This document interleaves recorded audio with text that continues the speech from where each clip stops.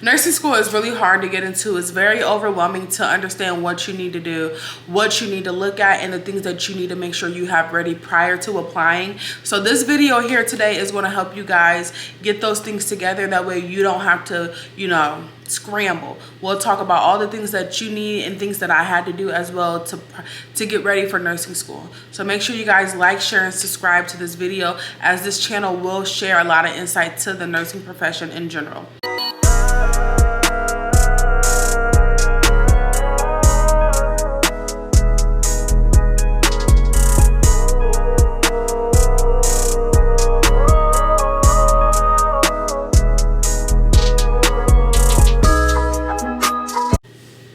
Hey guys, and welcome back. My name is D'Amber. I'm 28 years old. I am currently a travel nurse, but I'm also in school to get my master's in nurse practitioner.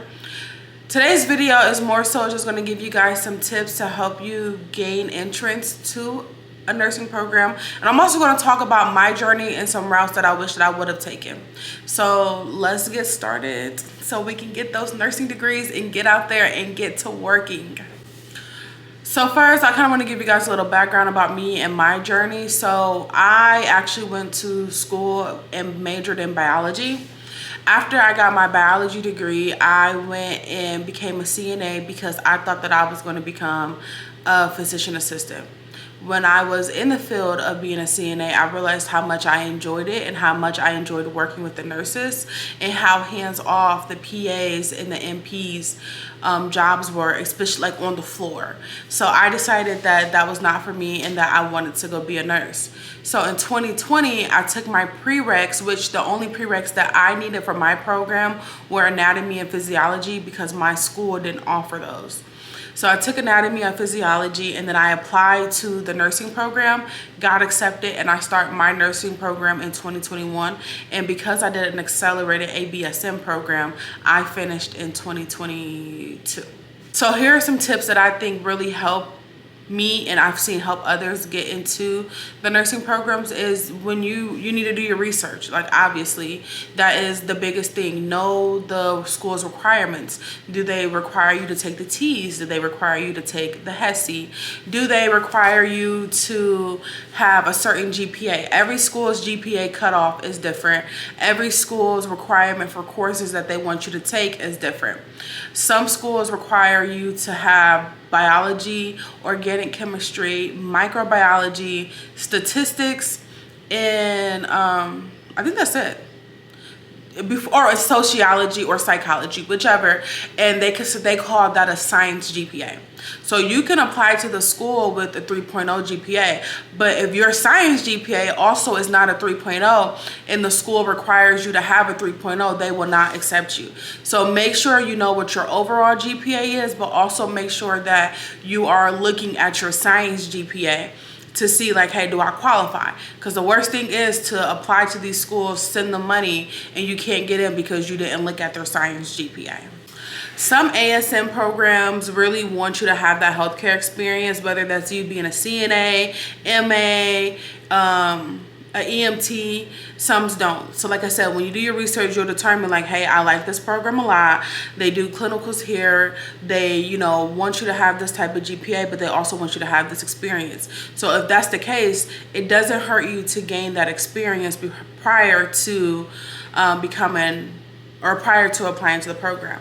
And it's simple. I say this all the time and I'll harp on this. The best nurses, in my opinions, were CNAs prior to becoming nurses. And I truly think that being a CNA before becoming a nurse makes you a stronger nurse overall, because you're so used to paying close attention to those details that sometimes nurses look over. So make sure that you are, if your school requires you to have that healthcare experience, you have it.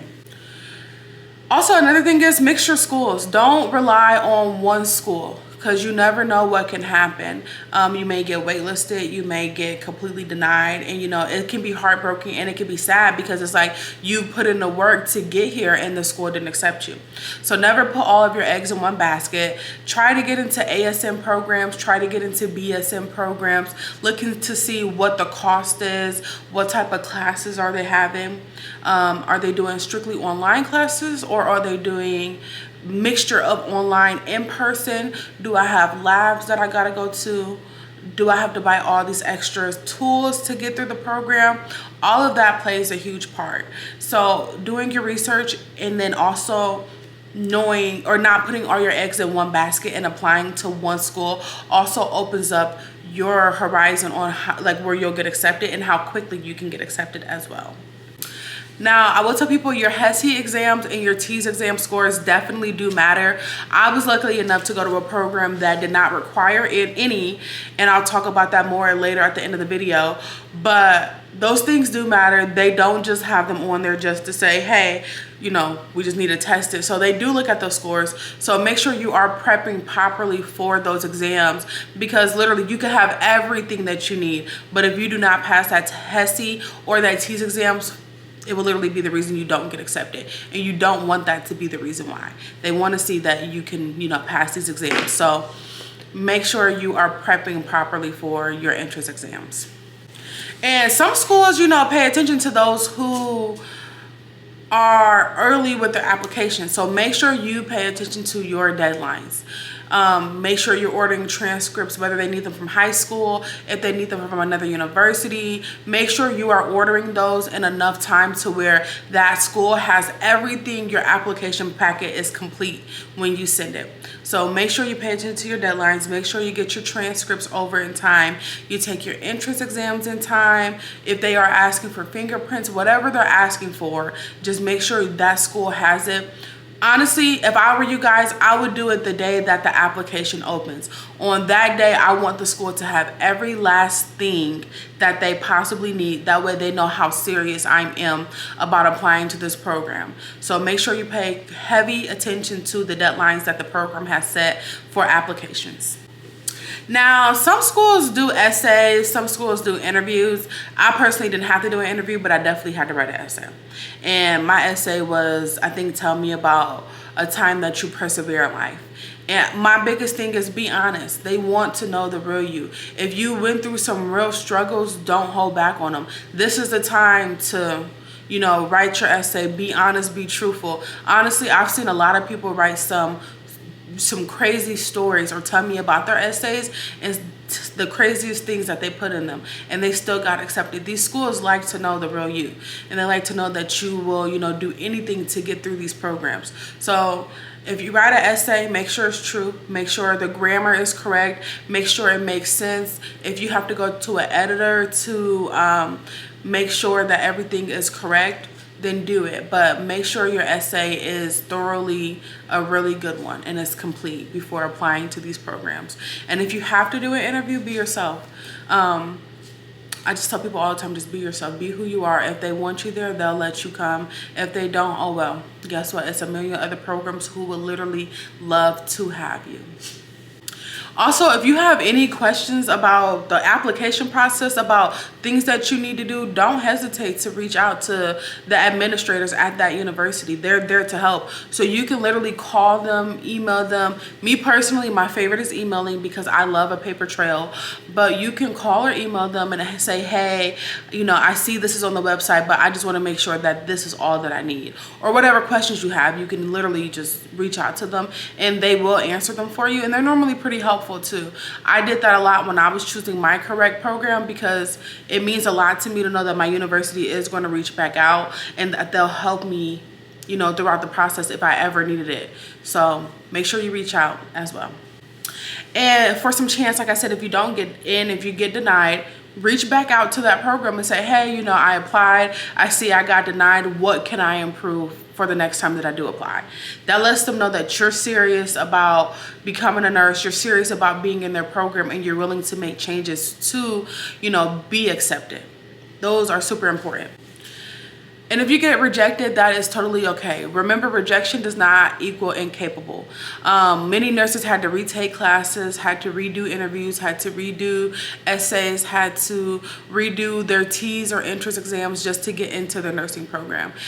So just because you get rejected, don't let that, you know, make you depressed or get you down or make you feel like you don't belong, because you do.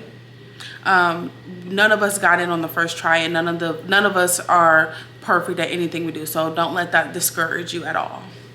And don't let anybody make you feel like you don't belong or you're not valid. If you're an older nurse, oh well. I went to nursing school with people who were 40 and 50 years old and that had 4 kids, 5 kids, had husbands. Some husbands just passed away. I went to nursing school with people who were teachers, who had all types of different careers, and they literally decided to change. So I say all that to say is, just because you know, are nervous or you feel like you don't belong, don't think that. Like, nursing literally is some people's second option. It was mine. It never was my first option.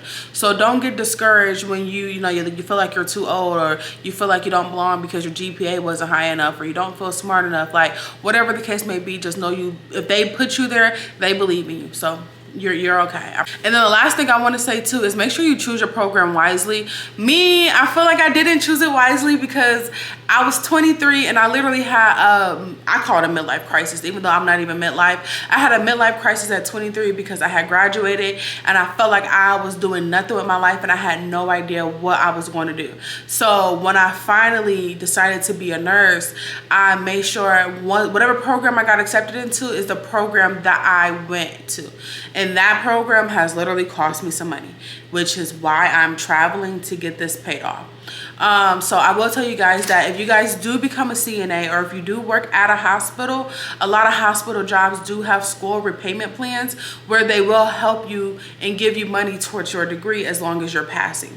Now, sometimes those jobs do require you to stay with that employer for 2 years after you've already after you finish your degree. So look into that as well, but they will pay for it. ASN routes are normally the cheaper routes to go. So if you have time to spare, if you are willing to wait for 2 years, you can go your ASN route. You can also go your LPN route, which you can do your LPN to ASN to BSN, and literally your job will help you pay for a majority of those as well. And then if you're like me, you can do your ABSN route, which is your Accelerated Bachelor of Science in Nursing, and that will get you your degree in 16. Some schools, I believe it's 12 to 20 months, depending on what school you went to. Mine was 16, but it'll get you your degree quicker, but you will pay a pretty penny for it now. I do want my money back now.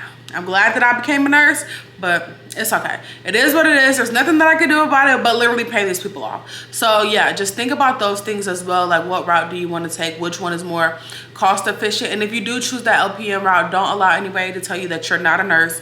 I've literally worked side by side with some of the smartest and the best LPNs out there, in my opinion. So don't get discouraged by that as well. So those are all my tips and tricks and things that I would really focus on when it's time to apply to nursing school. But just remember, you guys got this. You guys will be good, and you guys will get into the program that you deserve to be into. So with that being said, make sure y'all do follow, share, and subscribe to this video, or like, share, and subscribe, sorry. And I do appreciate you guys for watching this video in total. I will see you guys next week. Thank you all for watching. Goodbye.